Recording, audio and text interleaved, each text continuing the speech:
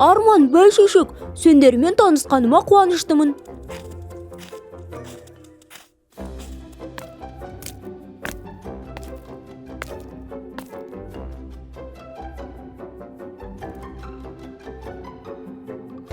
Мына киіз үйдің іші қандай әдемі. Тіпті ою-өрнектің өзінен қазақилықтың иісі аңқып тұр. Көмек көрсеткендеріңе үлкен рахмет. Ал енді демалып, тынығып алыңдар. Арман, қарашы, домбыра.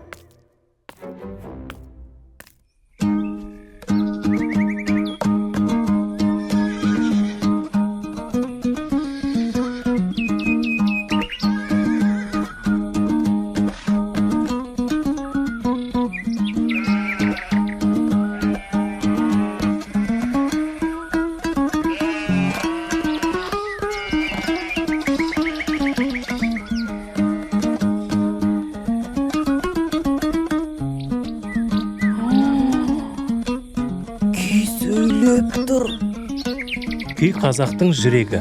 Бүгін дәл мәдениет және салт-дәстүр күні маған жан бітірдіңдер. Бұл күні қазақ халқы өнерін, күйін, әдебін еске алып, ұлт жадын жаңғыртады. Мен дәстүр дегенді ескіліктің белгісі деп ойлайтын едім. Домбыра қазақ елінің көнекөз шежіресі. Тамыры терең, ағаш қана биік өседі.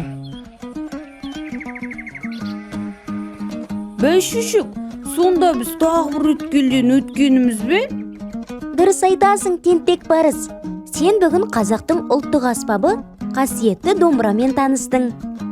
Домбыра ұлт рухын асқақтатар асыл қазынамыз.